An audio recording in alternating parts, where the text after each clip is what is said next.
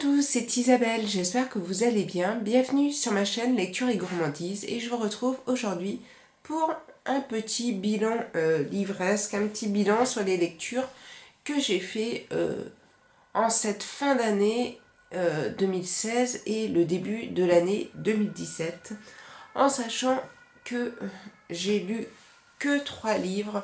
Moi, quand je suis en vacances, je lis très peu parce que j'en profite pour faire d'autres choses.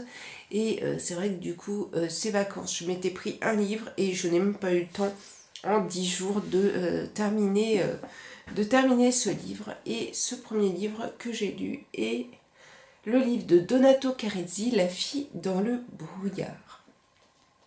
J'avais lu de Donato Carizzi, Le chuchoteur. C'est le seul livre que j'avais lu de lui. J'avais bien aimé et j'avais envie de découvrir celui-ci qui est le dernier qui est sorti. On est toujours dans le polar, dans le thriller. C'est donc l'histoire d'Analou. Analou est une jeune fille, comme toutes les jeunes filles, et une jeune fille qui est assez exemplaire dans sa famille. C'est vraiment une jeune fille, on va pas dire parfaite, mais presque parfaite. Et la veille de Noël, cette jeune fille fugue ou est kidnappée. On ne sait pas vraiment ce qui s'est passé. Et on va donc envoyer sur cette enquête le commandant Vogel, qui est une grande star de la police et qui va donc se retrouver plongé dans cette enquête policière et à la recherche de cette jeune fille, Anna Lou. Ça partait super bien. Je me suis dit, oh là là, ça va être un coup de cœur. Et j'ai eu un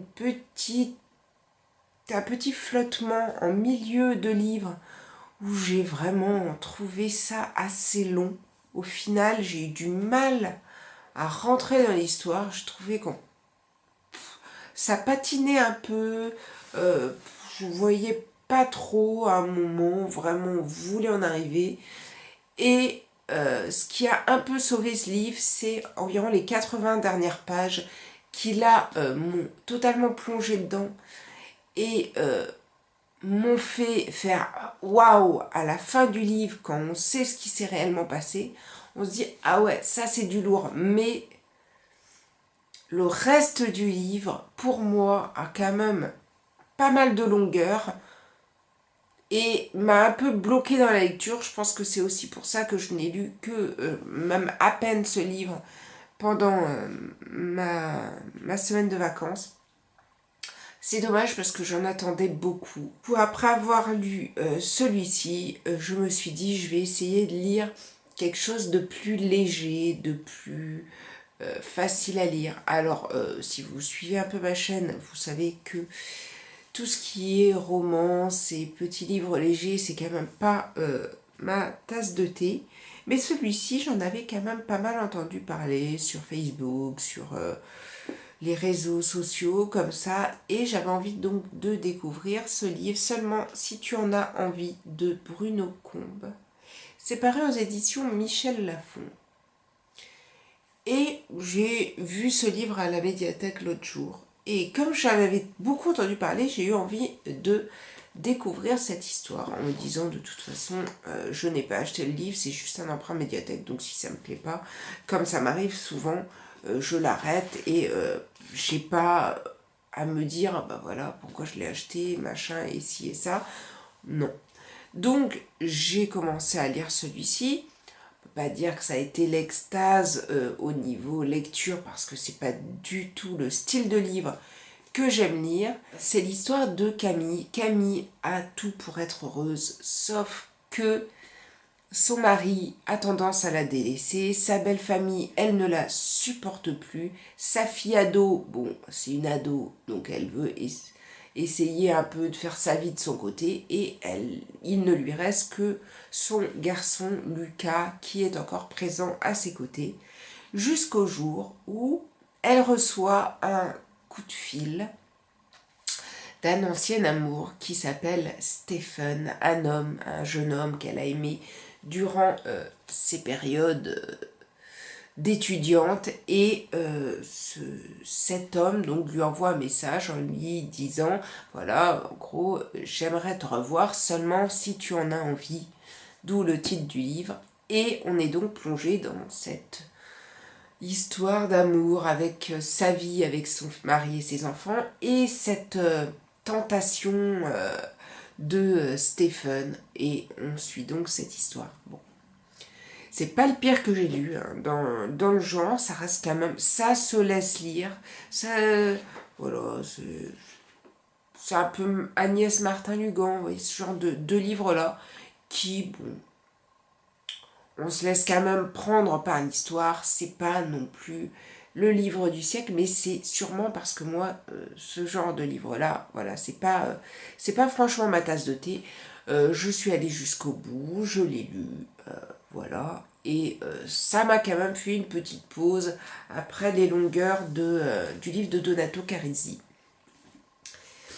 Et le troisième livre que j'ai lu, c'est un livre que je vous ai présenté il y a très peu de temps dans une des dernières vidéos. C'est un livre qui me faisait tellement envie parce que j'adore cet auteur. Il s'agit de Maud Mayoras et donc de son dernier thriller Luxe qui est paru aux éditions Anne Carrière. J'en attendais tellement, j'en attendais en fait, j'en attendais peut-être trop. J'en attendais aussi, je m'étais fait un peu mon histoire, ce qui fait que je ne peux pas dire que j'ai aimé ce livre, et je ne peux pas dire que je ne l'ai pas aimé non plus, c'est un sentiment assez bizarre. C'est donc l'histoire d'Antoine. Antoine a vécu 20 ans auparavant, donc durant sa jeunesse, en Australie, où il a vécu donc 3 mois avec sa mère avant qu'elle ne décède. 3 mois donc où il a rencontré un jeune homme qui s'appelle Hunter, avec qui il a créé une forte amitié, avec qui il a des souvenirs très forts. Et donc on retrouve donc, à certains chapitres les souvenirs donc, de Antoine avec Hunter, et également ce livre alterne avec le présent. Le présent, en effet, Antoine a décidé de retourner sur les terres australiennes pour une quête, pour une vengeance, pour beaucoup de choses qui sont passées auparavant, et on se retrouve plongé dans cette histoire. Et le début du livre est parfait. Moi j'étais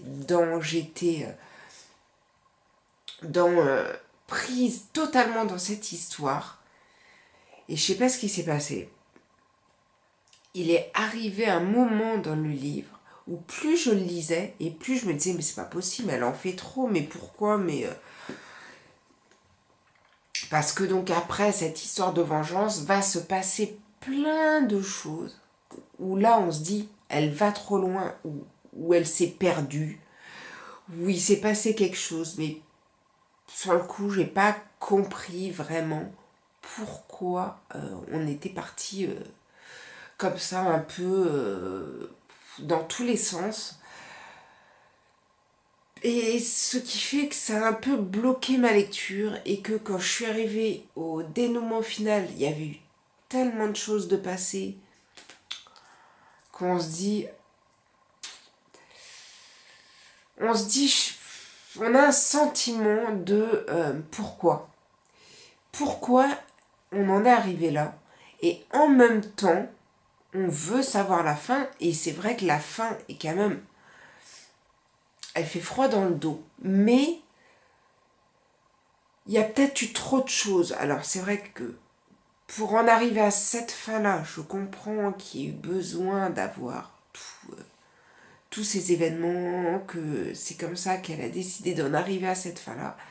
Cette fin-là, j'ai rien à dire, hein. Franchement, c'est vraiment une fin excellente, c'était parfait, mais il y a eu un moment, voilà, comme je vous disais, dans le milieu du livre, où on aurait voulu plus être pris par le début, par vraiment ce qui s'est passé, et on comprend pas pourquoi d'un moment à un autre, clac, on saute, et il n'y a plus... voilà, limite on s'en fout de ce qui s'est passé, et on passe à autre chose. Ça reste quand même une bonne lecture, c'est dommage, parce que c'est pas le coup de cœur que j'aurais aimé avoir. Mais bon, c'est un livre qui se lit super rapidement. Je l'ai lu en 2 jours et ça reste quand même une très très belle lecture. Mais voilà, un peu gâché par un trop-plein d'événements, à mon avis. Si vous avez lu certains de ces livres, que vous les avez aimés ou pas aimés, n'hésitez pas à me laisser vos avis en barre de commentaires. C'est vrai qu'il y a certains livres qui peuvent plaire à certains et pas à d'autres. Maintenant, moi, il y a des livres comme celui-ci qui m'a plu moyennement. Je sais qu'il y en a qui ont adoré le livre de Donato Carezzi. Donc franchement, n'hésitez pas à me laisser des commentaires, j'en parlerai avec plaisir avec vous. Et en attendant une prochaine vidéo, je vous souhaite de très très bonnes lectures. Prenez soin de vous. À bientôt. Ciao ciao.